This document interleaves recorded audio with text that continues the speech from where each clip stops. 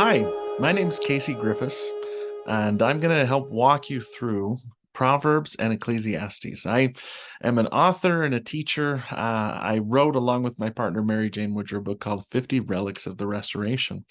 And I'm more than happy to help you walk through these beautiful books in the Old Testament. Proverbs, Ecclesiastes, and Job are all what are classified as wisdom literature. And Proverbs, better than maybe any book, kind of exemplifies the wisdom held by the Israelites in the Old Testament. And yet, it's intentionally, I think, placed next to Ecclesiastes to compare and contrast different types of wisdom and how wisdom helps us. So let's dive right in to start, okay?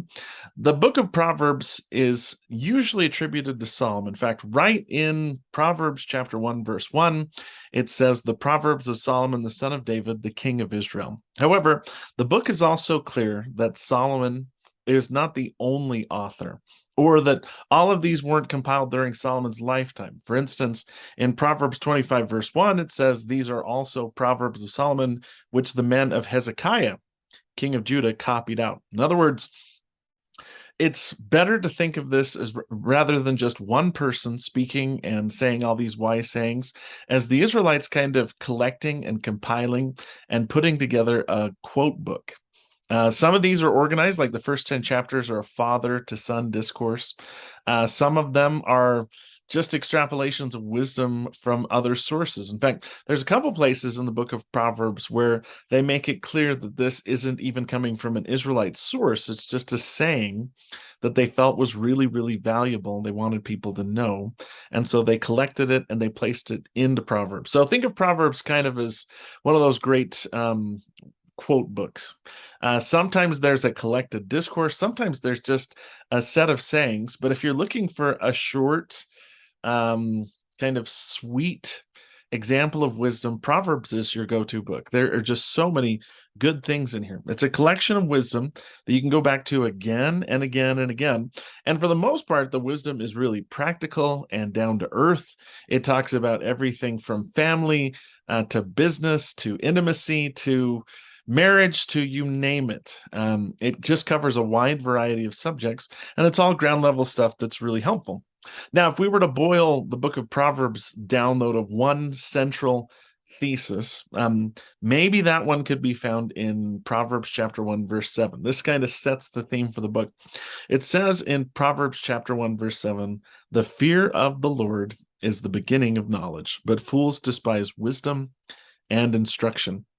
And we could maybe spend a considerable amount of time discussing the difference between knowledge, which is knowing things, and wisdom, which is knowledge correctly applied. But maybe the more important word for us to focus on there, and it appears in almost every translation of this passage, I looked up a couple as I was prepping for this lesson, is fear.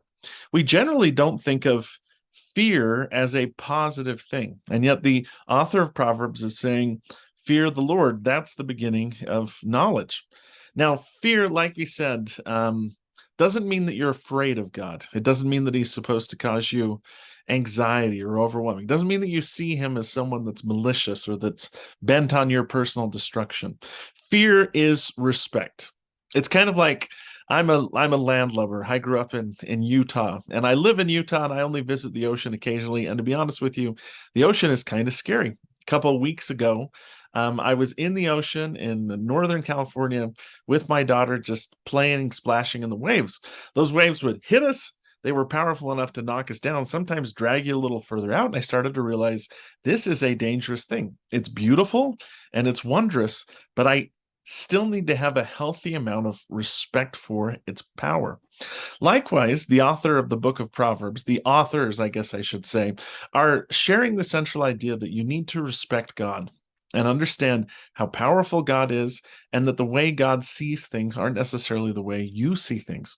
That what sometimes to us looks like it's unfair or unjust, we have to look at on the scale of cosmic things, the way God deals with things. That he is the person in control of things, and if we respect and trust him, we're going to be happy and wise. In fact, let's go to Proverbs chapter 2. Start in verse 1. And this discourse maybe captures that idea of healthy fear means respect. You respect God and understand that he's powerful in what he can do. It says this, "My son, if thou wilt receive my words and hide my commandments with thee, so that thou incline thine ear unto wisdom and apply thy heart to understanding. If thou criest after knowledge and lift up thy voice for understanding, if thou seekest her as silver and searchest for her as hid treasures, then thou shalt understand the fear of the Lord and find the knowledge of God. So if you really, really seek for wisdom, they're saying, you'll come to know that fearing the Lord is the best course of life, that understanding him and respecting him and his laws and commandments is the most likely way to lead a good life and be happy. Now, just some commentary. Elder David A. Bednar took this term, fear the Lord, and tried to explain it too. He said this, and this is from the Ensign, May 2015. Unlike worldly fear that creates alarm and anxiety, godly fear is a source of peace, assurance, and confidence. It encompasses a deep feeling of reverence, respect, and awe for the Lord Jesus Christ, obedience to his commandments, and anticipation of the final judgment and justice at his hand. Godly fear is loving and trusting in him. So, fear isn't something we always associate with trust, but that's what Elder Bednar is saying here, is that you just understand who God is, that he's in control, and that sometimes he has to do things that you might not fully understand, but faith and trust in God will allow you to be at peace with these kind of things, if that makes sense. Now, going through the book of Proverbs, you're going to notice a lot of good life lessons that just kind of set out these general rules that will make it so that if you follow them, you're going to lead a generally happier life. You're going to be better off. For instance, I'll just hit a couple of the highlights. These are phrases you probably heard. They are quoted often and well so. Proverbs 3, 5, and 6. Trust in the Lord with all thine heart, and lean not unto thine own understanding. In all thy ways acknowledge him, and he shall direct thy paths. Proverbs 15:1. A soft answer turneth away wrath, but grievous words stir up anger. The tongue of the wise useth knowledge aright, but the mouth of fools poureth out foolishness. So again, good, solid, practical advice. Trust in God. He'll direct you to where we need to go. When you're upset, when someone is angry with you, a soft answer. If you don't elevate the situation and raise your voice, you're going to be able to resolve things more carefully. When someone comes at you and they're angry, if you respond not with anger in turn, but with a soft answer, with gentleness, it's going to make a difference. It's going to cause them to calm down. There's other places in Proverbs where they draw from different things. So, for instance, Proverbs 31 is one of the most famous passages in the book of Proverbs. This is actually designated as the words of King Lemuel, a prophecy his mother taught him. So we don't know who Lemuel is. There's no background given here. This obviously is not the same Lemuel as in the Book of Mormon. This is a king, but this is his mother teaching him about the value of womanhood. And I love this passage. I absolutely love this. It's in Proverbs chapter 31, verse 10. It reads, "Who can find a virtuous woman? For her price is far above rubies. The heart of her husband doth safely trust in her, that he have no need of spoil. She will do him good and not evil all the days of her life." Now, this little poem is actually interesting. It's an acrostic poem, which you might be familiar with as a poem that, say, takes the alphabet and starts out with A is for awesome and B is for beautiful and so on and so forth. This does the same thing, but with the Hebrew alphabet. And it uses each letter of the Hebrew alphabet to go through and admonish the reader of Proverbs about what makes a virtuous woman and why virtuous women are so great. For instance, it goes on, verse 20, "She stretcheth out her hand to the poor. She reacheth forth her hands to the needy. She is not afraid of the snow for her household, for all her household are clothed in scarlet." In other words, she's selfless, she's kind, she's good, she's giving. Verse 26, "She openeth her mouth with wisdom. Her tongue is the law of kindness. She looketh well to the ways of her household, and eateth not the bread of idleness. Her children arise up and call her blessed, her husband also, and he praiseth her. Many daughters have done virtuously, but thou excellest them all." In other words, it's praising this specific woman for her selflessness, for everything she does to take care of the people around him. And then it interestingly has a last phrase that contrasts with the way we think of a beautiful woman in our society, which generally has to do with their external looks, right? With their body, their face, That's how we determine attractiveness, which unfortunately is sometimes the metric we use to determine a woman and sometimes a man's worth in society. In contrast to this, Proverbs 30 says, "Favor is deceitful, and beauty is vain. But a woman that feareth the Lord, she shall be praised." So favor is deceitful. Popularity would be the word here. It comes and it goes, it ebbs and it flows. Beauty is vain. Vain is a word that means meaningless. It really doesn't matter on the eternal scheme of things. When we're resurrected, everybody is beautiful. And the standard of beauty is such a moving target that it's really, really not a great way to measure a person's worth.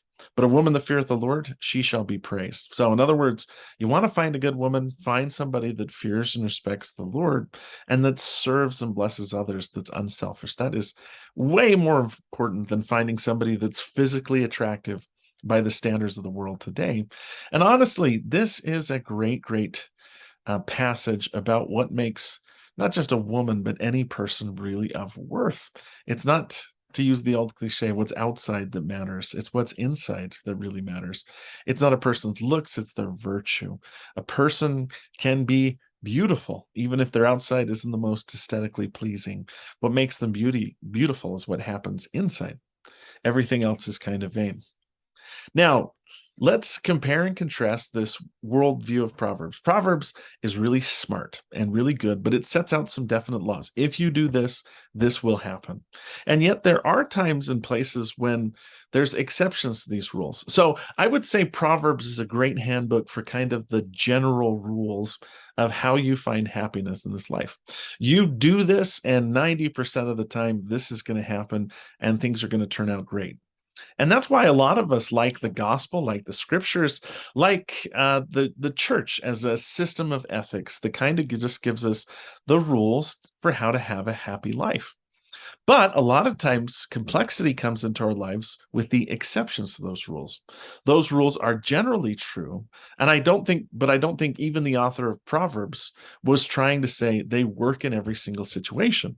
They're trying to give broad level advice, general counsel on how to lead a happy life. And the author of Proverbs doesn't really worry that much about the exceptions. But you and I know that there are exceptions. For instance, one of the most famous proverbs found in the scriptures, Proverbs chapter 22, verse 6. "Train up a child in the way he should go, and when he is old, he will not depart from it." Now, I 100% believe that that's true, that the most impactful person in a young person's life outside of God himself is their parents. You train them up, you teach them what's right, and there might be some ups and downs and some backsliding along the way, but they'll generally turn out okay. They'll become the kind of person that can make a difference in this life, and they'll be happy too. And when they're old, they're not going to depart from the values and teachings you gave them when they were very, very young. Now, however, we all know, and maybe you're someone like this too, someone that has done everything that they can for their children to train them up right, but the children did depart from it. Now, that's generally not the case, but it can be the exception. It can be what happens in certain cases because kids have agency. There's no set algorithm that causes your kid to just be good just because you are good and because you taught them to be good. They have agency. They're the sort of beings that can make their own decisions. And sometimes, unfortunately, that means that they make the wrong decisions. And that can be really, really hard. So the book of Proverbs kind of presents this general, hey, do this and this will happen. And it's true most of the time, but it's also very general. That's why the book of Ecclesiastes is here, kind of as a counterpoint to Proverbs, all right? Proverbs is the set of rules for life that generally work. Ecclesiastes is when we back up and look at life and realize, gosh, it doesn't always work out that way. And sometimes we have to be willing to deal with that complexity and not assume that the universe is broken because there was an exception to one of the rules in the book of Proverbs. For instance, consider this passage from Ecclesiastes. This is Ecclesiastes 9, verse 11. "I returned and saw under the sun the race is not to the swift, nor the battle to the strong, neither the bread to the wise, nor yet riches to men of understanding, nor yet favor to men of skill, but time and chance happeneth to them all." In other words, in general, the fastest person wins the race. In general, the strongest person wins the battle. In general, wise people do well and are okay. And that people of understanding tend to be better off, and people that are skilled tend to be better at their job. But it also brings in these two haunting words, time and chance, associated with that. In other words, you might be the best athlete, you might be the fastest runner on the field, but there's always this element of chance that you can't control. And the author of Ecclesiastes is insistent that you don't always have control over time. In other words, you might be the fastest runner right now. That doesn't mean you're going to be for your entire life. There's no guarantee that things are going to stay there. Time kind of chips away at every single one of us and takes away some of the things that we hold up as precious. So I think Proverbs and Ecclesiastes are right next to each other to present this contrasting worldview. One kind of shows, here's the rules, do what these rules say, and you're going to be happy. Then Ecclesiastes comes along and says, it's not always that simple. It can be a little bit more complex. In my mind, Proverbs is like this young, enthusiastic teacher that's super excited about life and sees a world full of optimistic possibilities and loves God and wants to do what's right. And that is amazing. Ecclesiastes is kind of like this older person who has seen a lot of life and maybe dealt with some adversity and harm, and now looks back and says, gosh, it wasn't always as simple as I thought it was. Doesn't mean that these two books are diametrically opposed to each other. And the fact that they're both attributed to Solomon could be really interesting. If Solomon wrote both of these books, or a large chunk of Proverbs and all of Ecclesiastes, then Proverbs is the young Solomon when he's doing great, and Ecclesiastes is the old Solomon after he's been through the war and made a lot of really bad decisions, as the scriptures attest, and is trying to just figure out what went wrong with his life, if that makes sense. Now, let's talk about who actually wrote the book of Ecclesiastes. Right in the very first book, or the very first verse of Ecclesiastes, the author identifies themselves as a son of David, which usually attributes this to Solomon. Ecclesiastes is just a word that means the preacher, or those that gather together. And the honest truth is there's really not a English translation for the word that Hebrews use for this. It's called kohelet, which we don't have a great translation for. So Ecclesiastes meant to gather together, as if I'm preaching. And that is actually what the book is they present this preacher who's going to go through and say what happened to them. It's possible it could be Solomon, could be a later king of Judah that's still a descendant of David, or it could be a person kind of inserting themselves into Solomon's life and sharing wisdom based on what they learned from Solomon. However, the book just kind of hits you hard. So think of Ecclesiastes, or the preacher in Ecclesiastes, as this college professor that wants to just blow all your perceptions out of the water. We've all been in one of those classes, right? Where the basic aim of the professor was to rattle your cage a little bit and make you question your assertions. You expect, for instance, when you're reading the Bible, to hear words of affirmation, of uplift, and the book of Ecclesiastes starts out as being really, really cynical. But this is maybe what separates the Bible from less complex literature. It takes into account all the aspects of human life and how there's not really always an easy answer. So the book of Proverbs presents a bunch of simple guidelines. Books like Job and Ecclesiastes basically are there to say it's not always as simple as we make it out to be. It's a little bit more complicated than that. And to do so, the book of Ecclesiastes starts out on this sort of cynical diatribe about how life works. In fact, the opening phrase, verse 2, vanity of vanities, saith the preacher, vanity of vanities, all is vanity. This phrase and this word, vanity, gets repeated a bunch of times in the book of Ecclesiastes. In fact, it's kind of the most prominent quote and the central theme that it goes back to. And what is vanity? Well, vanity, depending on the biblical translation you'll use, and I consulted a bunch of them as I prep for this lesson, is sometimes translated as meaningless. One person translated as absurdity, like nothing in life makes sense.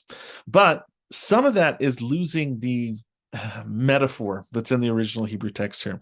The word that gets translated as vanity in Hebrew is havel, Hevel.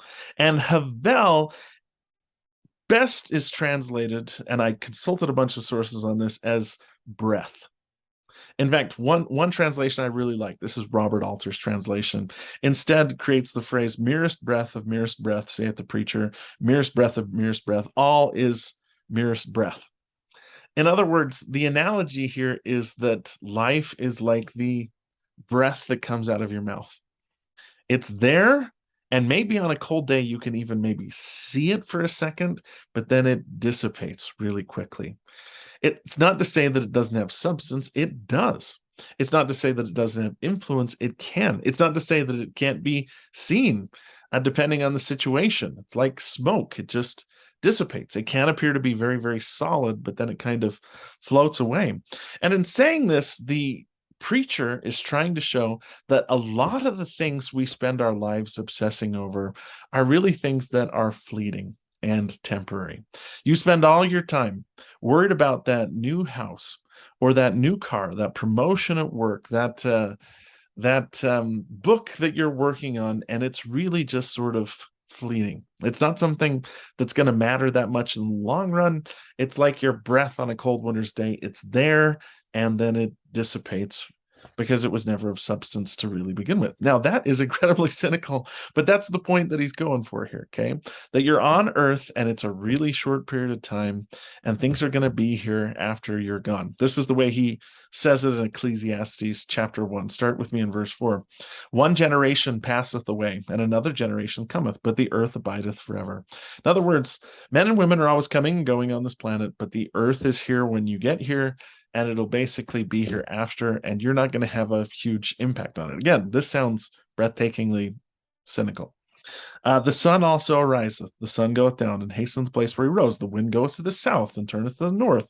It whirleth about continually, and the wind returneth again to its circus. All rivers run to the sea, yet the sea is not full. Unto the place whence the rivers come, they thither to return again. Everything's in this cycle. The ocean never really fills up. It gives up the water that it has to fill up the rivers again, and everything keeps flowing.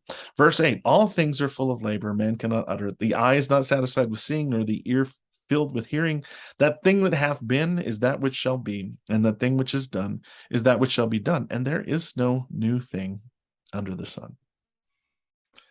Whew. That is, like I said, really cynical to just basically say, hey, there's nothing new. Everything has been going on. Everything was going when you got here. Everything's going to continue going after you left. And nobody is really going to be remembered. In fact, he just flat out says that in verse 11. There is no remembrance of former things, neither shall there be any remembrance of things that are to come with those that shall come after. In other words, everything that you worry about, nobody's going to care about in 100 years. Everything that you do, nobody's going to care about. And chances are, down the road, nobody's going to really remember you or what you did here on earth. Now, that doesn't sound like the sort of thing you expect to hear in the Bible. It's really, really cynical. But again, the picture of the preacher presented is this guy who at the end of his life has been trying all these different ways to be happy and make an impact, and now he's looking at it and just asking kind of cynically, did any of it even matter? In fact, chapter 2 is where it gets autobiographical. First time I read Ecclesiastes chapter 2, the thing that it made me think of, honest to goodness, was one of those behind the music documentaries where they'd basically take an artist, a rock star, somebody that was really, really famous, that millions of people loved and admired and wanted to be like. And usually when they start talking to them, you find out that underneath this celebrity, these riches, this influence that sometimes we all pine and long for, because I think everybody out there at one point in their life wants to be a famous actor or rock star or anything like that, was miserable behind it. This may be Solomon talking about what he did. And he just goes through. Let's start in Ecclesiastes chapter 2, verse 3. I sought in my heart to give unto myself wine, yet acquainting mine heart with wisdom, to lay hold on folly, till I see what was good for the sons of men, that they may do under heaven all the days of my life. I did everything I could to try and be the happiest, smartest, wisest person that was out there. And he starts off by saying wine. Okay, I drank a lot of wine. I had a lot of fun. Verse 4, I made me great works. I builded me houses. I planted my vineyards. They were a builder. Verse 5, I gave me gardens and orchards. I planted trees with all kinds of fruit. Verse 6, I made pools of water to water wherewith the wood that bringeth forth the trees.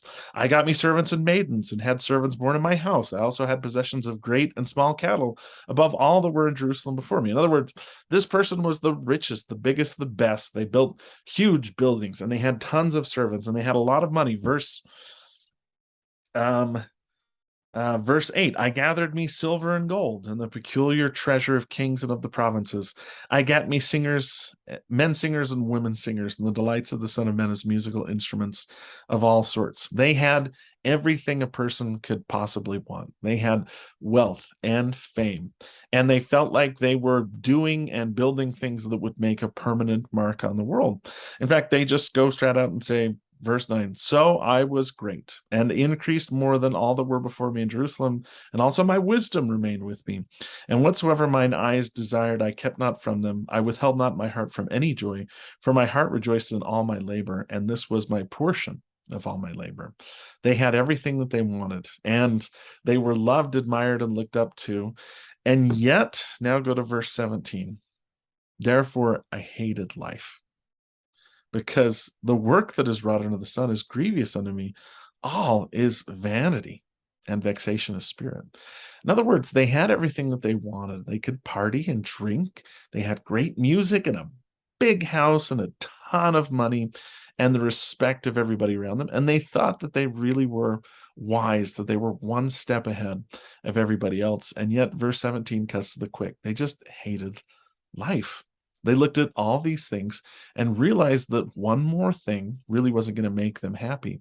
And the things that they built, what they really took pride in, really weren't going to last that long either. So it's almost like they're saying, what's the point here? Like, why am I doing any of this? None of it's ever going to last. And to be honest with you, just constantly seeking for that next big thing really hasn't made me happy in that way either. You see this as a pattern in a lot of famous lives, that people get to the point where they have everything. They have more money than they could possibly ever spend. They have fame and admiration. They have a big house and they have a nice car and they can have or do anything that they want. And yet at the bottom of it, there's just this kind of emptiness, this kind of meaninglessness that comes from us seeking after happiness through worldly things. The truth is, there's no magic formula out there. There's no way for you to really be permanently happy through these worldly things. And that's the subversive point that the author of Ecclesiastes is trying to make. You spend all your life going to work, trying to make money, trying to accrue items and instruments, trying to be the most famous and the best at what you do. And in the end, it doesn't really matter. It's just the sort of stuff that goes away after a while. So what's the solution? Well, he backs up a little bit here, and there's a reassessment starting in chapter 3, where he starts to realize, look, maybe step one is realizing you don't have a ton of control over your life. Even if you've accrued and gathered all these things, even if you're brilliant and smart and famous, that doesn't necessarily mean that you're going to be happy. Maybe happiness in life is found in us seeing things and finding joy where we can find it. And this is where probably the most well-known passage from Ecclesiastes is found. It's well-known because it got turned into a classic rock song in the 1960s that's absolutely beautiful. I want to read these words because it starts with this poem in chapter 3 that I think is just wonderful. It's got these contrasting elements.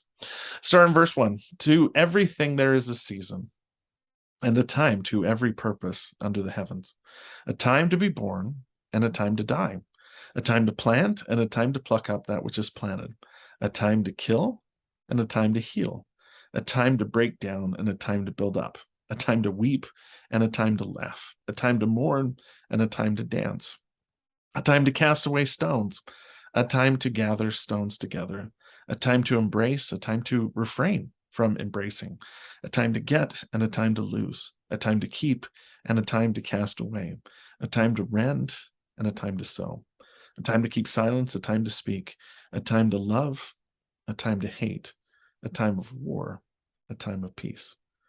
Whew, isn't that beautiful? It seems like what he's saying under the surface, though, is that joy and sorrow are just present in our lives. There's times when we love, there's times when we hate, there's times when there's war, there's times when there's peace. There's good times and bad times. And rather than trying to control when those times come, like let's say you guard your family from everything that's out there, you try to stave off death and disease by taking all these measures to stay healthy. None of that's bad. But he's just basically saying there is going to come a time when your efforts just won't work. There's going to be a time when you can't heal. There's going to be a time when you can't control your hatred. There's going to be a time when God gives you love and you embrace all these times. You trust in him and give up the idea that you have control over that much of your life and accept that what God does, and you just kind of get to enjoy the ride as it goes along. I mean, there's that beautiful quote from President Hinckley that he liked to share where he talked about how life was like an old time rail journey. Sometimes it was smelly and there were soot, and sometimes there were thrilling bursts of speed, but the trick isn't to try and control everything. It's just to thank the Lord for letting you have the ride. Seems like the writer of Ecclesiastes, after he had been through all these things where he was fabulously wealthy and had everything that a person could possibly imagine, just was able to sit back and reflect on life and say, gosh, maybe life is a ride where you're meant to experience a little joy and a little sorrow and understand all these things. This is an idea that's taught in the Book of Mormon, right? Lehi teaches in 2 Nephi 2 that Adam fell that men might be, and men are that they might have joy. And I love that. That is the purpose of life in a single sentence, probably better written than anybody else has ever done it. But Lehi also talks about how there's opposition in all things, that how for Adam and Eve to actually enjoy their lives, they had to accept the good and the bad. They had to understand that there would be life, but there would also be death, that there would be joy, but there'd also be sorrow, that there would be righteousness, but there would also be unrighteousness. And there would be times when their lives would be affected by other people, even when they hadn't really made bad decisions. Now, this is the view in the book of Ecclesiastes, is that you maybe step beyond that simple equation that Proverbs gives. If you do right, good things will happen to you. If you do bad, bad things will happen to you. And instead stand back and say, yeah, those rules generally work. That's the type of life that I want to live so that I can be a happy and involved person. But you also accept that there are times when those rules don't necessarily work, that there are times when bad things will happen to you. And it's not necessarily because of anything you did, that random chance comes into play. And also this grand scheme of things where life wasn't about us just coming to earth and experiencing joy, but life was about us coming to earth and experiencing everything, experiencing the whole spectrum of emotions, happy, sad, good, and bad, so that we could be a little bit more empathetic. That if we wanted to be like God, we couldn't just experience good things all the time, because we'd need to know what sorrow was like so that we could help people along the way. So while Ecclesiastes seems really cynical on the surface, and it is basically saying you should be cynical about worldly things, you should recognize that most of the stuff you do won't be here in 100 years, and that a lot of the time you're obsessed with stuff that is fleeting and transient, that's vanity, to use the King James word that's here. That doesn't mean that you can't still find joy in the moments and enjoy the ride as you go. And that even if it means that those things aren't going to last, they're going to still bring you joy in the moment. The analogy I would use is you're creating a beautiful garden. You tend the garden and you water the garden and you prune the trees and pull up the flowers and put new flowers in, and it's gorgeous. While at the back of your mind, you know that someday the garden is going to die. You can't just stay there forever and take care of the garden. Someday you're going to be too sick to take care of it. Someday you'll die. Eventually, someone might pave over the garden and put a parking lot there or something like that. Does that mean that because the garden doesn't last forever, that you're wasting your time working on the garden? Absolutely not. You find joy in those moments that you're in the garden. And even if joy is a fleeting thing, it's still joy. It's still there for us to be happy. I mow my lawn every week. I know that eventually the weeds in the lawn are going to take over and that the lawn will eventually be destroyed, but I find joy in working on the lawn every single week. And that's the subversive point of Ecclesiastes, that there is joy. You just have to accept that things really aren't permanent, except it does make one final point. And this is sort of the surprise ending of Ecclesiastes. So go with me to Ecclesiastes chapter 12. And this is near the end of the book where the preacher is wrapping up what he's going to say. And then, and this is going to sound weird, the author of the book of Ecclesiastes, who's not the same person as the preacher, takes what the preacher taught and kind of gives him an epilogue that makes this all come together. But first, the preacher's surprise ending. So the very last chapter, you start in Ecclesiastes chapter 12, verse 1. So he's gone through all these cynical scenarios. By the way, there's tons of good stuff in here, but we've only got a limited time on this podcast. So I'm summarizing a little bit. Goes through all these scenarios. Life is pointless. Life is not pointless. Life can be enjoyed as long as you recognize that it's impermanent. You're going to have to lose everything eventually. Chapter 12, verse 1. Remember now thy Creator in the days of thy youth, while the evil days come not, nor the years draw nigh, and thou shalt say, I have no pleasure in them. Goes through all these scenarios that, again, emphasize this basic, fleeting nature of life, that life is like breath. It comes out and it dissipates gradually, and we spend all our time obsessed with keeping something that never really was ours to begin with, and really is something that we can't quite lay hold on, if that makes sense. Then verse 7, then shall the dust return to the earth as it was, and the spirit shall return unto God who gave it. Did you catch the permanent thing there? The whole book is about the impermanence of life and the transient nature of things, that things don't really stay, that everything that we seek after eventually will go away. But he does note one thing. This is the surprise ending that is permanent. The spirit, the breath, the thing that makes you you, your spirit personage will eventually return to God. It's permanent. There's something there that's as permanent as God and will be around as long as God is. It's going to return to God. So in that sense, there's one thing in this life that really does matter, and that's you. Joseph Smith would have said it this way: whatever principle of intelligence we attain in this life, it rises with us in the next life. In other words, becoming wise is the one really permanent thing you can do in this life, because the wisdom will come with you into the next life. We'd also say that part of wisdom is learning how to love, learning how to care for people, learning how to connect with someone, which is why Latter-day Saints would probably add that that spirit that the preacher is talking about here encompasses a lot of things: your love and the gifts that you give to others, and ultimately the family relationships that we enter into down here on earth that do become permanent as well. That principle of intelligence, whether it's intellectual intelligence, emotional intelligence, does rise with us in the next life. And that's the permanent thing that we can gain from this, that helps us become part of the universe as a whole. The earth might pass away, but we continue to exist and grow and change and become like God. And that's great. So that's the last note that the preacher gives in Ecclesiastes. And then the author of Ecclesiastes comments on what the preacher did. It says this: vanity of vanities, saith the preacher, all is vanity. In other words, this was this guy's opening line that he went around to just shock everybody. Nothing matters. All is meaningless. Breath is breath. Everything is just havel, breath. Then it says this: moreover, because the preacher was wise, he still taught the people knowledge. He gave good heed and sought out and set in order many proverbs. In other words, the preacher was wise, and so he didn't give up.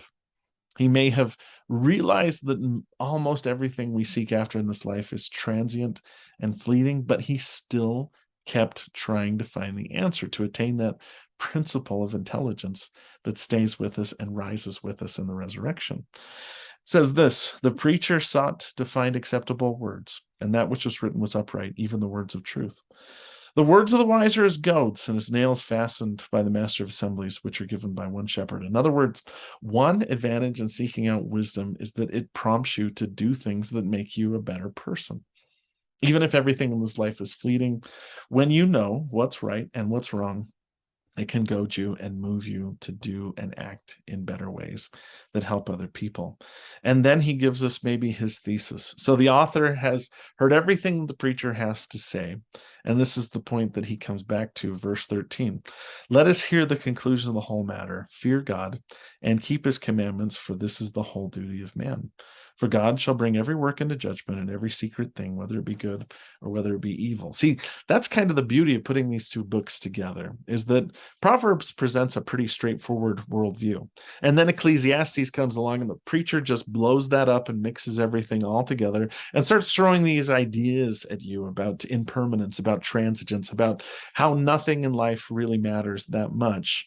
And then, after all of his rhetoric, all of his flowery language, all of his attempts to try and figure out a way around the complexities of life, he arrives back at this simple truth that the conclusion of the whole matter is to fear God, keep his commandments, and that's the duty of man. In other words, there's so many things that we can't account for in this life. There is a lot of stuff that feels like random chance and happenstance, that the good guys don't always win, that sometimes you do the right thing and you get punished for it, that sometimes you can spend your entire life working towards one goal and then realize that it wasn't the sort of thing that really mattered that much.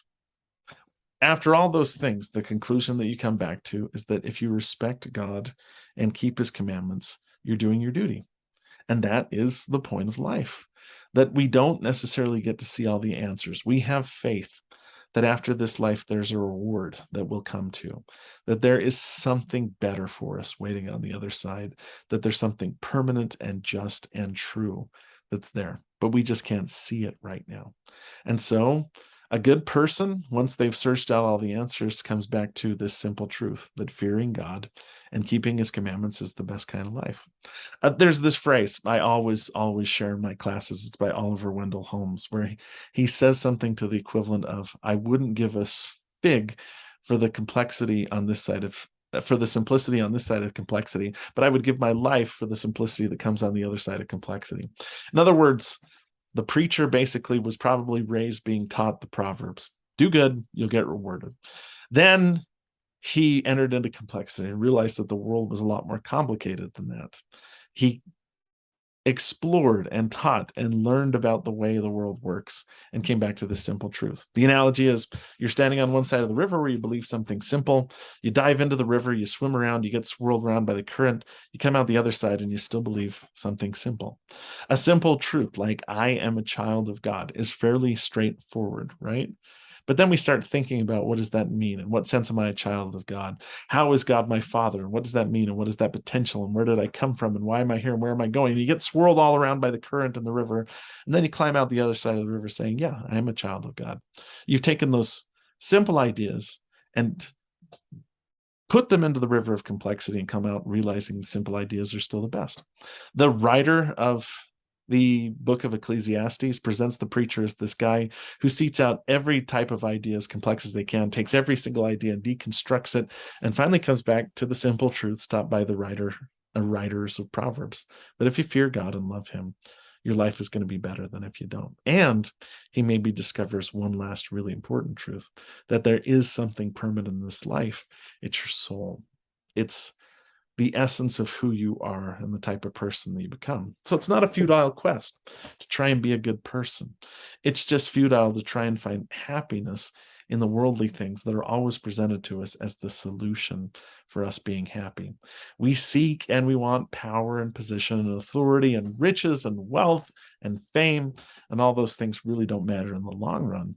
What matters is you and God and your relationship with him. If you understand who he is and why he cares about you, and you do the best that you can to follow his directions and commandments. Now, like I said, I hope that doesn't sound too cynical. I love both of these books, and I love how they're at first seen to be diametrically opposed to each other. But in the end, they both teach the same basic principle, that God loves you, and that he cares about you, and that he's guiding you down the right path. Now, add to this the wisdom that came from the second part of the Bible, the New Testament, to know that not only can you respect and fear God, but that God loves you enough to sacrifice his son for you. And this all comes together into this beautiful picture. The truth is, we're not going to know all the answers in this life. We can know little things that help us in our day to day. That's what the book of Proverbs is all about. But the big questions about how things work and how they last, we might not always know those things. That's where the book of Ecclesiastes comes into play. That doesn't mean that those simple truths you were taught as a child, that those simple church answers like read your scriptures, pray, go to church, aren't true. Those are the basic things that we do to move through this life with joy and hope. And ultimately, the hope comes from Jesus Christ and knowing that the Savior is there and can help us through our trials and sorrows, but that at the end of this life, there's also a better reward waiting for us that will return to God, and all those fleeting things will eventually go away. That the real permanence comes in the celestial kingdom after the resurrection and after all the things have been given to us after the test is over. Dealing with impermanence, transience, and also dealing with not knowing exactly what's going to happen are things we're always going to have to cope with in mortal life. The certainty comes after this life. That's my testimony to you, and my promise to you that if you trust in God, respect him, fear him, and follow his ways, you will be happy and find your way back home. Thank you for listening to this podcast. I hope it was helpful. If you like this, I hope that you'll continue to come back and let us help you guide you through the scriptures. I hope you have a great week and enjoy your study of the Old Testament. My name's Casey Griffiths, and I will see you next time.